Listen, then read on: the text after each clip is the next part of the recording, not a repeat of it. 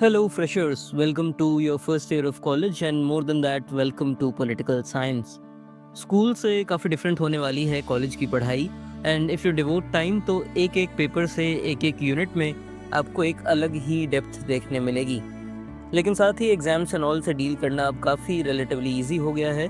तो चलिए बिना टाइम वेस्ट किए देखते हैं आपके फर्स्ट सेमेस्टर के अंडरस्टैंडिंग पॉलिटिकल थ्योरी सिलेबस की पहली unit, what is politics and theorising the political.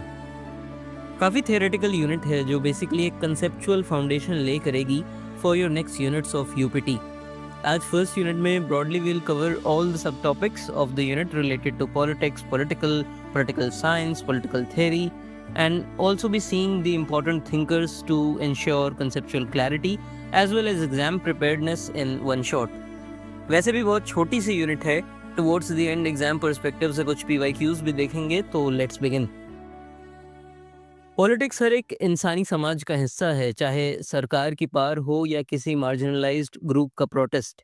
जब भी लोग मिलकर जीना चाहते हैं, कुछ फैसले लेने होते हैं, कुछ नियम बनाने होते हैं, वहाँ पॉलिटिक्स होती है। Ideas and institutions in Indian political thought में भी आप मत्स्य न्याय पढ़ ही रहे हैं, तो आपको पॉलिटिक्स के इमरजेंस की नीड समझ आ ही रही होगी। अब पॉलिटिक्स सिर्फ इलेक्शंस, नेताओं और पार्लियामेंट तक सीमित नहीं है। ये पार के हर रिश्ते, हर आइडेंटिटी, हर स्ट्रगल और हर वैल्यू क्लेम में छुपी होती है। इसी पॉलिटिक्स को समझने का तरीका है पॉलिटिकल थ्योरी, जो हमें क्रिटिकल और रिफ्लेक्टिव नज़रिया देती है। ये सवाल उठाती है, जस्टिस क्या है, पार का इस्तेमाल कैसे हो, राज्य की बात क्यों माने, कौन नियम बनाता है और कुछ इनइक्वालिटीज़ को हम क्यों जस्टिफाई करते हैं जबकि दूसरी को अपोज।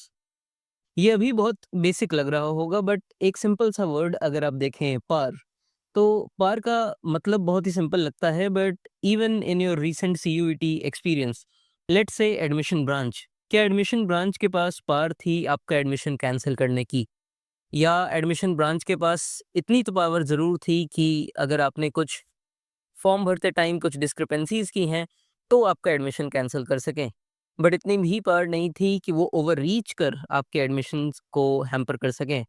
ये प्रॉब्लम है पार की। और अगर इसी सिचुएशन में हम इंक्लूड कर दें एक डिसएडवांटेज स्टूडेंट, जिसके पास फाइनेंशियल रिसोर्सेज ही नहीं थे उस एग्ज़ाम के लिए प्रिपेयर करने के, सीयूईटी के लिए प्रिपेयर करने के, तो उनकी क्या पार रह जाएगी एडमिशन ब्रांच के सामने? पार उनको कैसे इफ़ेक्ट करती है सोसाइटी में एंड इस इंस्टीट्यूशन में? इसलिए एक मल्टीफेसेटेड कंसेप्ट दिख के आते हैं हमें पॉलिटिकल थियरी में। पॉलिटिकल थियरी सिर्फ एक एकेडमिक सब्जेक्ट नहीं है, it's a civic responsibility, specially in a diverse democratic देश जैसे इंडिया। पॉलिटिक्स को अक्सर सिर्फ सरकार, इलेक्शंस और पॉलिसी मेकिंग तक सीमित नहीं समझा जाना चाहिए। ये एक इंस्टीट्यूशनल व्यू है। इस नज़रिए में पॉलिटिक्स का मतलब होता है कौन पावर में है, फैसले कैसे लिए जा रहे हैं और कानून कैसे लागू हो रहे हैं। पार्लियामेंट, जुडिशरी और एग्जीक्यूटिव इस दुनिया के सेंट्रल एक्टर्स होते हैं। लेकिन जैसे जैसे समाज और थ्योरी इवॉल्व हुई, पॉलिटिक्स का मतलब भी बढ़ा, यानी इंस्टीट्यूशनल व्यू से और ज़्यादा एक्सपैंड हुआ। हारोल्ड लासवेल ने कहा, politics is who gets what, when and how. यानी ये एक स्ट्रगल है रिसोर्सेज और राइट्स के लिए। डेविड ईस्टन ने इसे कहा, authoritative allocation of values in society, जो बताता है कि पॉलिटिक्स वैल्यूज को कैसे शेप करती है। फेमिनिस्ट और क्रिटिकल थियरिस्ट ने इस स्कोप को और बढ़ाया। उन्होंने कहा, पॉलिटिक्स सिर्फ सरकारी दफ्तर में नहीं होती, वह हर जगह होती है, इवन पर्सनल लाइफ में होती है। पावर का इस्तेमाल या विरोध हो रहा हो घरों में, ऑफिसेज में, मीडिया नैरेटिव्स में। तो जब एक महिला ग्रुप जेंडर जस्टिस के लिए प्रोटेस्ट करता है या कोई कम्युनिटी रिकॉग्निशन की मांग करती है, वो भी पॉलिटिक्स है। पॉलिटिक्स हर जगह है, जहाँ पार है वहाँ पॉलिटिक्स है। जब हम पॉलिटिक्स बोलते हैं तो अक्सर सरकार, इलेक्शंस या लीडर्स दिमाग में आते हैं, लेकिन द पॉलिटिकल एक और गहरा कंसेप्ट है। इतना गहरा है इसलिए हमने चैनल का नाम भी द पॉलिटिकल ही रखा था। ये उस जगह को दिखाता है जहाँ पर पावर, जस्टिस, आइडेंटिटी और लेजिटिमेसी जैसे कंसेप्ट्स पे डिबेट होती है। राजीव भार्गव कहते हैं कि ये वो अरीना है जहाँ लोग सिर्फ अपने मटेरियल इंटरेस्ट के लिए नहीं, बल्कि मॉरल क्लेम्स और नए सामाजिक विजन के लिए भी लड़ते हैं। कार्ल श्मिट के नज़रिए में पॉलिटिकल का मतलब है फ्रेंड और एनिमी का डिस्टिंक्शन, एक एग्जिस्टेंशियल स्ट्रगल। वहीं हाना एरेंट के लिए पॉलिटिकल का मतलब है पब्लिक स्पेस जहाँ लोग बराबरी के साथ मिलते हैं, बोलते हैं और नई शुरुआत करते हैं, जिसे वो कहती हैं नेटलिटी। तो जब हम पॉलिटिक्स देखते हैं सिर्फ न्यूज़ या इलेक्शन में, तब हम सिर्फ आधा सच देख रहे होते हैं। द पॉलिटिकल हमें उस सच के बीज तक ले जाता है, sort of reading between the lines. यही समझना पॉलिटिकल थ्योरी का असली काम है। पॉलिटिकल थ्योरी एक तरीके से पॉलिटिकल लाइफ पर एक क्रिटिकल और सिस्टमैटिक रिफ्लेक्शन है। इसका काम सिर्फ ये समझना नहीं होता कि दुनिया कैसे चल रहा है, बट ये भी पूछना होता है कि दुनिया को कैसे चलना चाहिए। यानी एक नॉर्मेटिव क्वेश्चन भी है, एक शुड बी क्वेश्चन भी है। कंसेप्ट जैसे justice, liberty, equality, rights, democracy और पावर को समझना और क्लैरिफाई करना पॉलिटिकल थ्योरी का कोर है। राजीव भार्गव 3 मेजर फंक्शंस बताते हैं पॉलिटिकल थ्योरी के: एक्सप्लेनेशन, इवैल्यूएशन और स्पेक्युलेशन। थ्योरी पहले तो एक्सप्लेन करती है कि कोई पॉलिटिकल चीज़ क्यों हो रही है। दूसरा, उस एक्शन को मॉरली इवैल्यूएट करती है। और तीसरा, नए आइडियाज़ इमेजिन करती है जिससे एक और बेहतर समाज का विजन आए। फॉर एग्जाम्पल, अगर आप फेमिनिस्ट पॉलिटिकल थ्योरी को देखें तो आपको तीनों एलिमेंट्स दिखेंगे: explanation of gender discrimination, evaluation of the same and speculation to deal with it. Political theory facts और वैल्यूज यानी एम्पिरिकल एंड नॉर्मेटिव के बीच ब्रिज बनाती है। ये सिर्फ एनालिसिस नहीं बल्कि सिटीजनशिप का एक एसेंशियल टूल है, जो हमें अथॉरिटी से सवाल करना, इनजस्टिस को चैलेंज करना और डेमोक्रेसी में एक्टिवली पार्टिसिपेट करना सिखाता है। थेराइजिंग पॉलिटिक्स का मतलब है पॉलिटिकल रियलिटी को समझने के लिए कुछ फ्रेमवर्क्स डेवलप करना, जिसमें हम पैटर्न्स को आइडेंटिफाई करते हैं, कंसेप्ट्स के बीच के रिलेशंस को समझते हैं और किसी भी पॉलिटिकल एक्शन के पीछे का लॉजिकल एक्सप्लेनेशन देखने की कोशिश करते हैं। थ्योरी बस एक ओपिनियन नहीं होती बल्कि एक रैशनल और सिस्टमैटिक अटेम्प्ट होती है to understand the deeper working of society. ये एक लेड बैक मेंटल एक्सरसाइज नहीं है। जैसे अगर हम सती प्रथा को देखें तो एक पॉलिटिकल थियरिस्ट उसे सिर्फ डिस्क्राइब नहीं करेगा, उससे पूछेगा ये प्रथा क्यों बनी, इसका फायदा किसको हो रहा था, कौन से वैल्यूज ने इसको जस्टिफाई किया, कौन से पावर स्ट्रक्चर्स ने इसको सपोर्ट किया।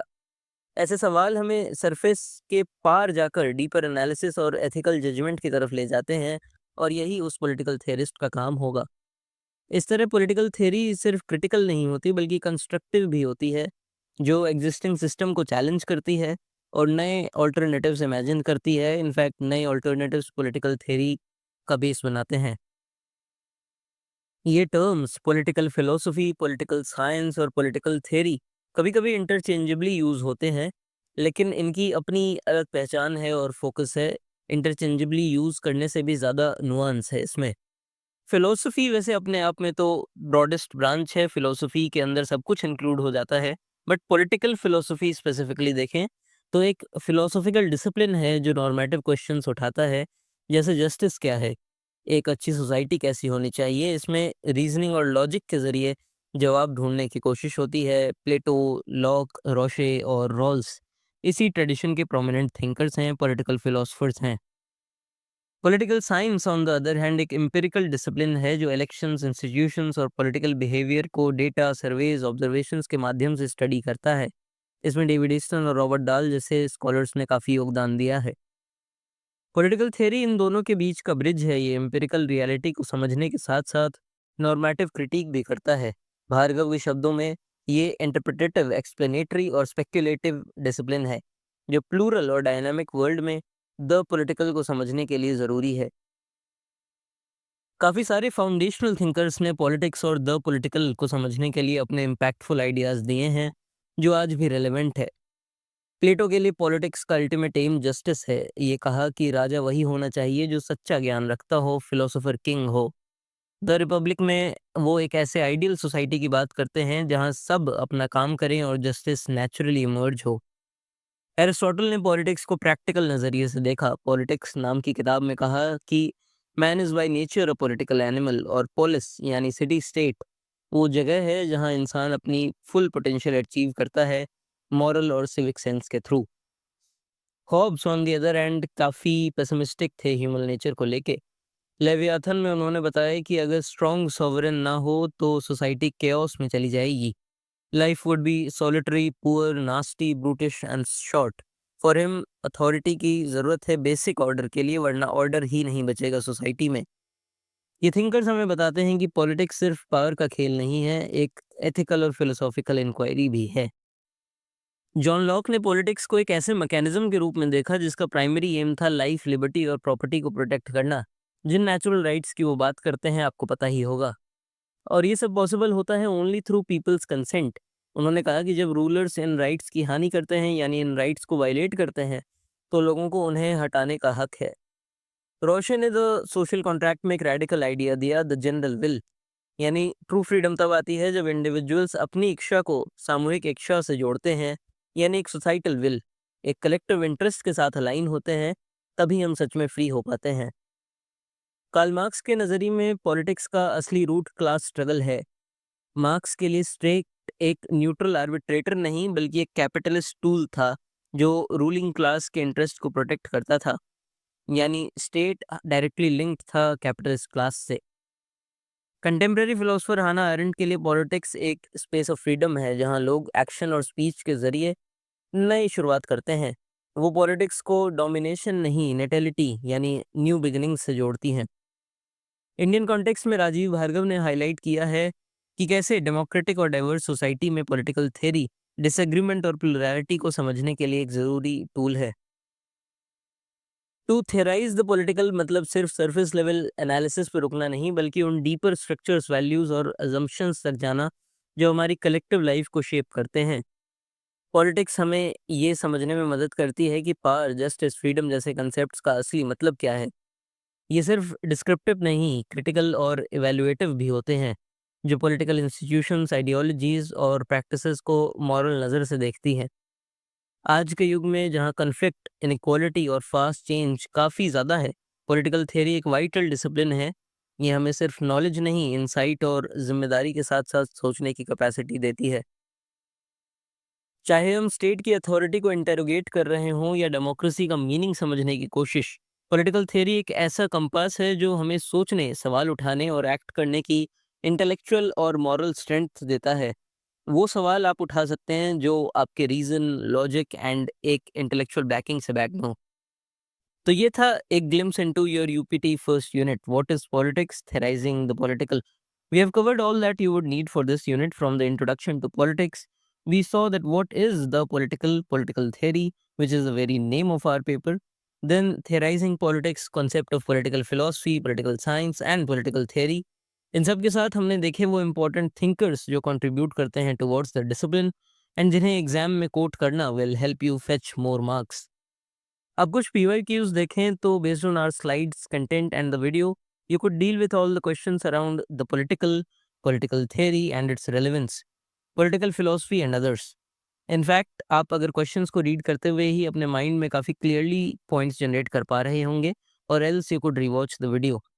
थोड़े एब्स्ट्रैक्ट क्वेश्चंस लग सकते हैं बट ऐसा इसलिए क्योंकि ये पहली ही यूनिट है, इंट्रोडक्टरी यूनिट है, काफ़ी कंक्रीट पॉइंट्स जनरेट कर पाना थोड़ा मुश्किल हो सकता है। नेक्स्ट यूनिट से आप मच मोर बेटर तरीके से डील कर पाएंगे PYQs से। एक basic pro tip college exams के लिए एंड स्पेशली ऐसी यूनिट्स के लिए, इवन इफ कोई बहुत specific question let's say only on political philosophy आ जाए, फिर भी आप रिलेटेड सारे कंसेप्ट्स जैसे व्हाट इज पॉलिटिक्स या पॉलिटिकल साइंस ऑलमोस्ट पूरी यूनिट ही कवर कीजिए in your answer, interlinking everything to political philosophy. Just an example. तो इतना ही था आज की इस वीडियो में। We hope that you will proceed to learn more on the discussed topics from academic and non-academic sources. In the I button above and the description box, there are some easily navigable links which may aid your curiosity and understanding. Thank you so much for tuning in till the very end. The PDF of the slides could be downloaded from the WhatsApp and Telegram channels of The Political. Please press the like button, subscribe to The Political, and most importantly, share the video with your peers and classmates only if you find it helpful. जल्दी मिलते हैं with the next unit.